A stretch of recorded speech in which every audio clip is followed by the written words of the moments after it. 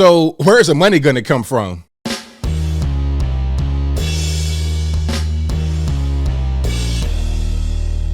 How's everybody doing? My name is Anthony Brian Logan, and today we got to talk about the Biden administration and specifically Joe Biden himself announcing that he's going to cancel $10,000 of student loan debt for borrowers who earn under $125,000 for a single person. If you're a married couple, you can earn $250,000 and you guys can have $10,000 in debt each canceled. So basically the same $125,000, but for legal reasons, it'll be $250,000 if you are married and file joint. You make that much money, $10,000 each, not $20,000 for one person or both people. But anyway, this is going to be inflationary, 100% inflationary, and it's not necessarily legal for him to do this because last I checked, if you wanted to pass something like this where you are announcing, I presume, billions in spending, because look at it like this. How many borrowers earn under $125,000 for a single person? Multiply that times $10,000. How much money is that going to cost? Well into the billions, I would presume. And where's money going to come from? The Fed printing more money, printing and spending, the same thing that has gotten us right here today. And it's highly inflationary period. So it's going to be inflationary.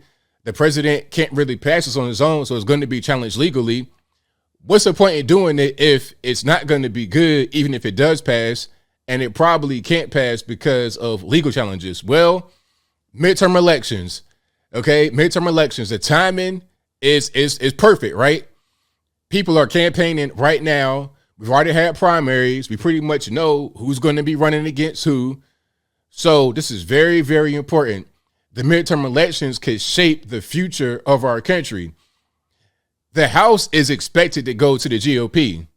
The Senate could go to the GOP. So you get a House GOP, Senate GOP, and then in 2024, you're going to get the GOP in the White House again. That's going to wash away a lot of the Democrats' so-called progress. And what have the Democrats done as far as progress? Destroy the country financially, destroy relations with foreign nations, send a bunch of money to Ukraine for no reason. Well, there's a reason. It's because of the proxy war we're fighting in Russia. You know, we voted for Trump. Many of us did. Not all you guys, but many of us voted for Trump because he was a guy that was against foreign interventionism.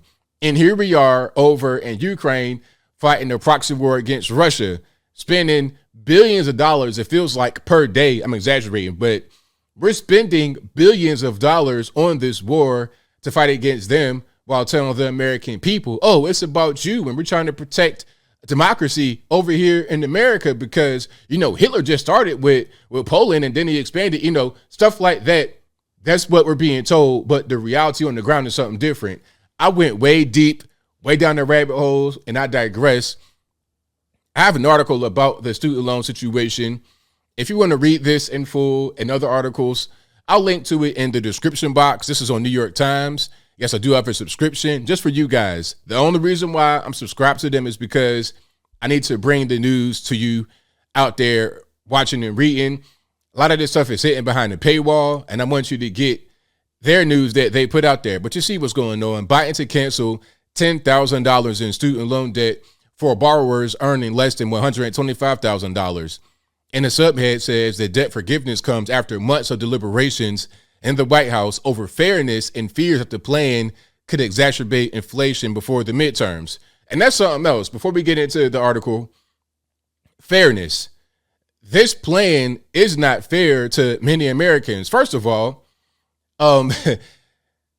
if you paid off your student loan debt and you worked hours upon hours upon hours overtime, your parents sacrificed, sold things, did whatever you could to pay your student loan debt off or to pay it down, only to have people just have wiped away by a stroke of a pen, $10,000. That's unfair. If you paid your student loans on time and you don't have any debt, will you get any money back? No, you won't.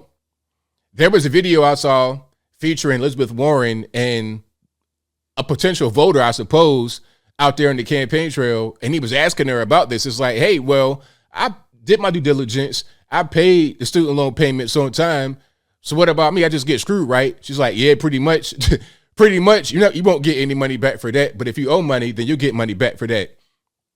Also, there was another thing, and if I could find it, I'll place it on the screen.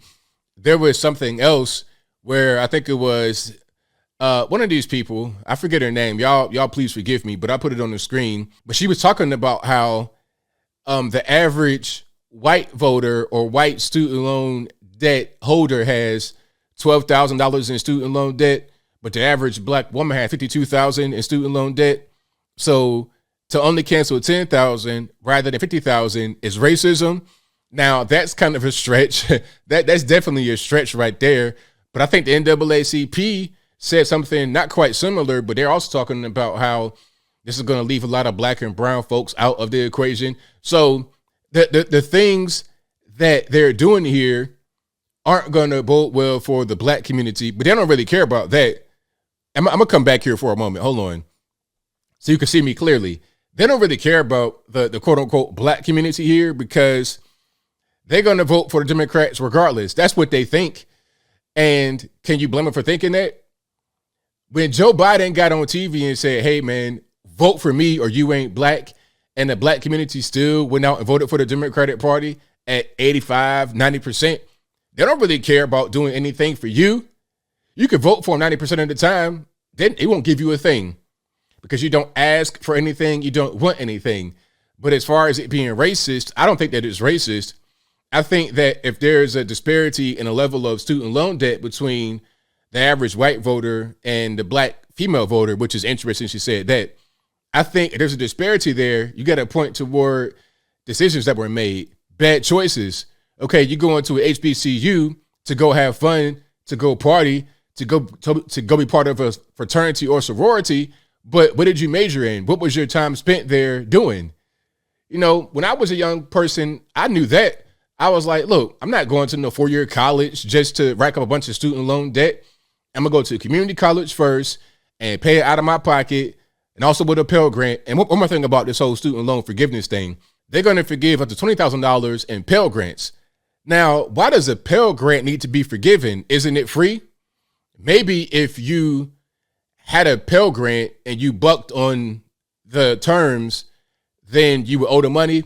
And to put it in layman's terms, basically, if you had a Pell Grant and you got cash, but you didn't go to school and just kept the money, isn't that called fraud? Why would that be forgiven? Maybe I'm wrong about what I'm saying. Y'all please clarify that for me. How are you able to forgive Pell Grant money when you don't have to pay it back? I would presume you would pay it back if you did not take the money and go to school with it.